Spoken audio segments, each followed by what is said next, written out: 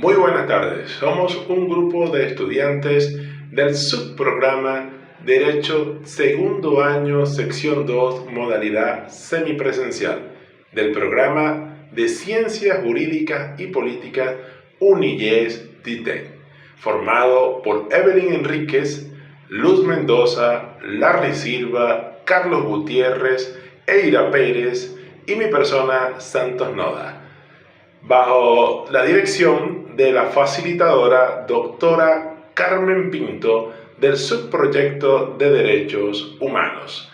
El tema a explorar hoy es sobre los derechos humanos en la Constitución de la República Bolivariana de Venezuela.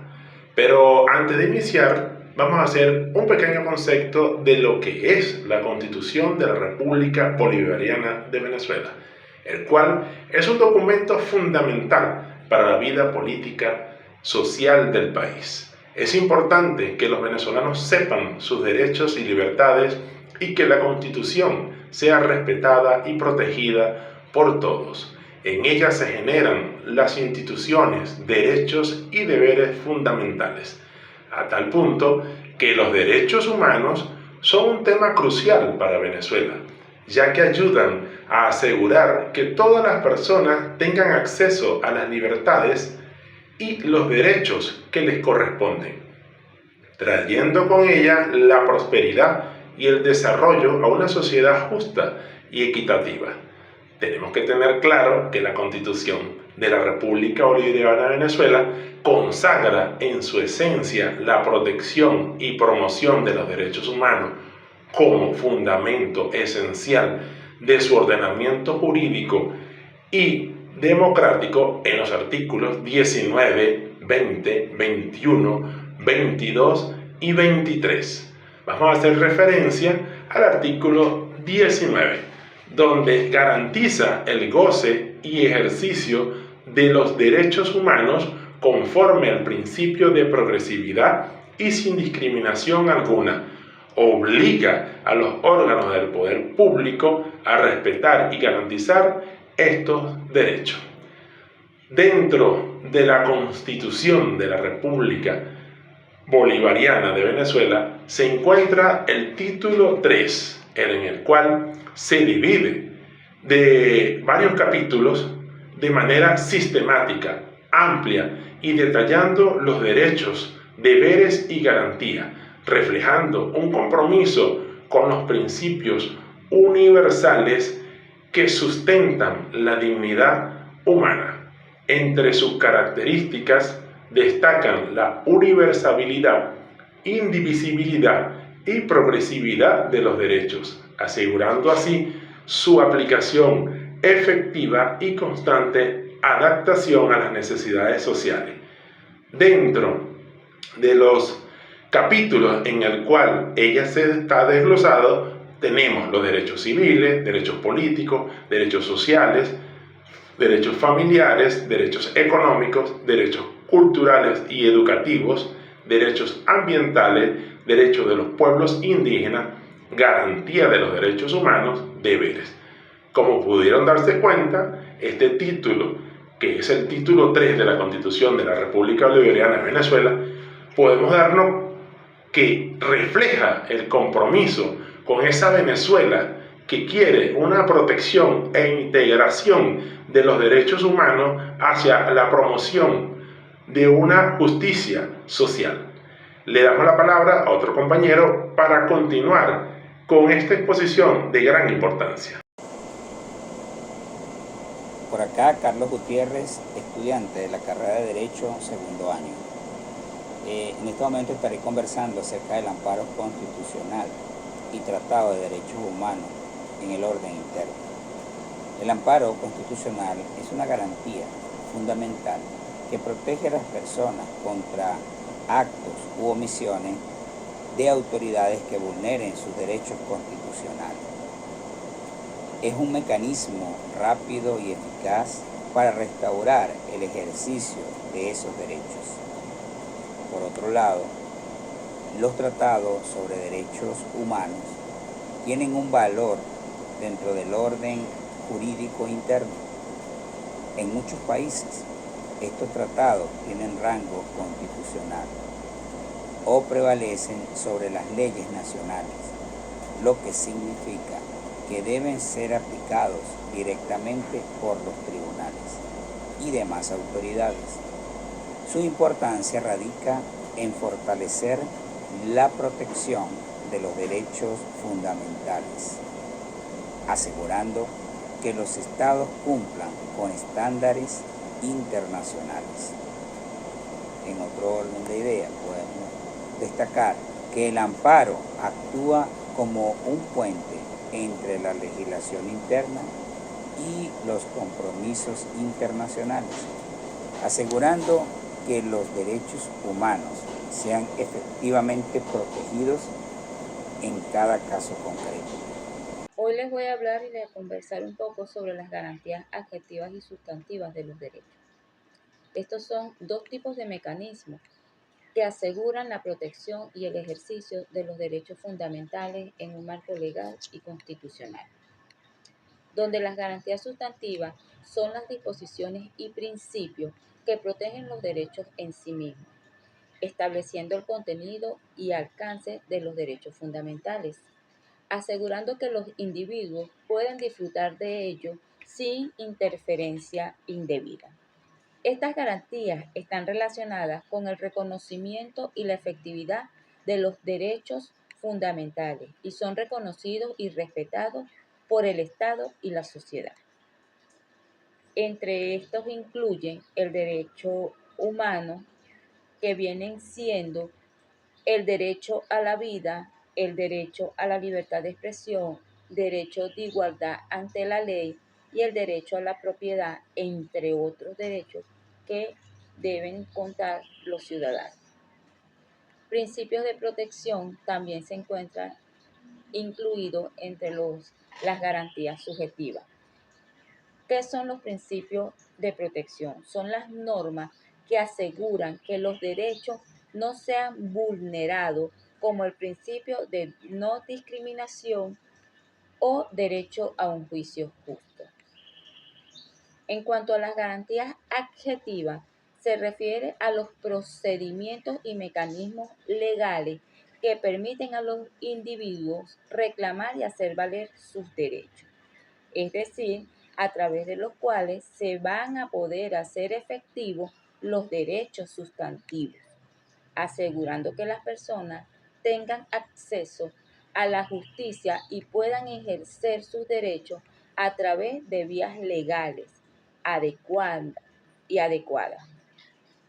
Entre las garantías adjetivas se puede decir que incluye derecho a un debido proceso, que es cuando se le garantizan a las personas que tengan un juicio justo y que sigan procedimientos legales establecidos.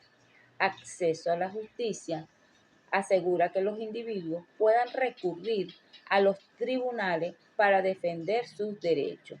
Derecho a la defensa permite a las personas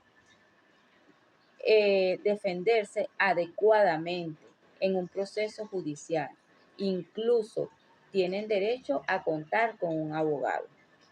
Recursos legales establece los mecanismos para impugnar decisiones que vulneren los derechos, en este caso, como las apelaciones.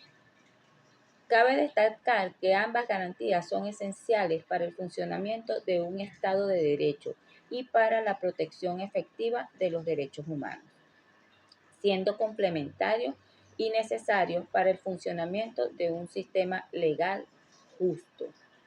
Para finalizar, se puede decir que sin estas garantías, los individuos estarían en riesgo de sufrir abusos y violaciones a sus derechos, ya que no habría un marco legal que los respalde ni procedimientos justos que aseguren la equidad y la aplicación de la ley.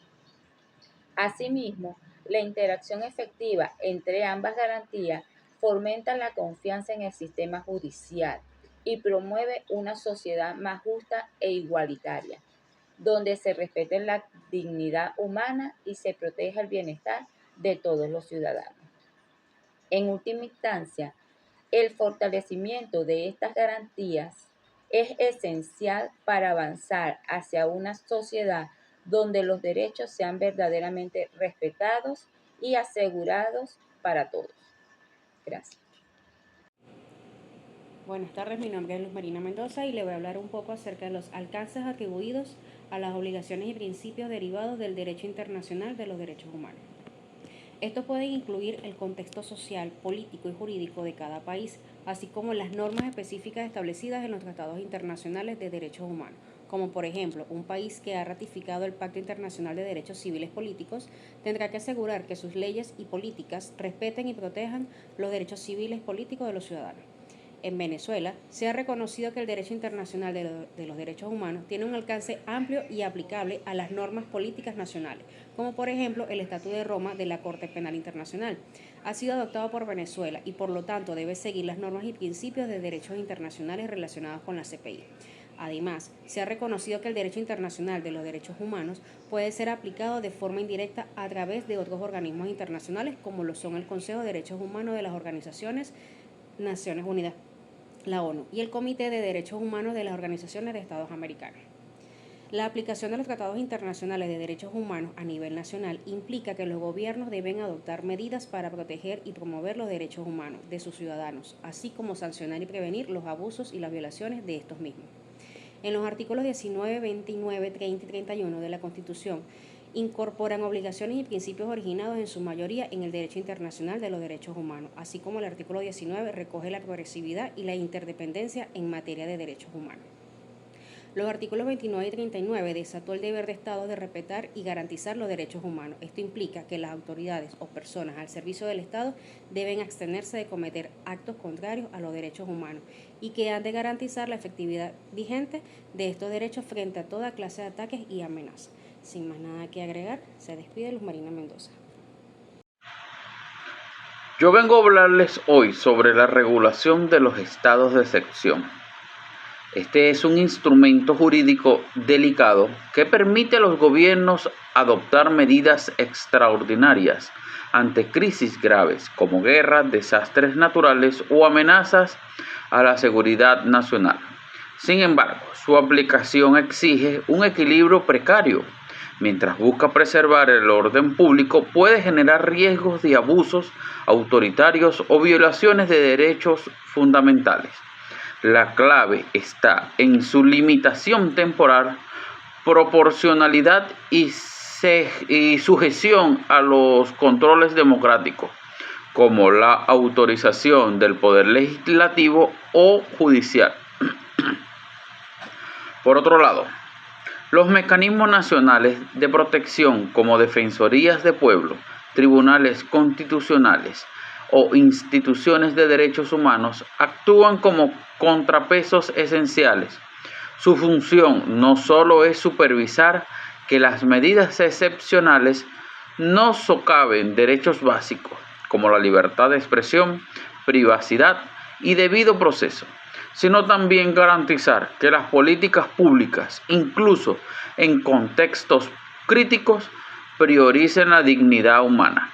Ejemplos concretos incluyen órdenes judiciales para liberar detenidos arbitrariamente o informes de organismos autónomos que denuncian abusos durante toques de queda.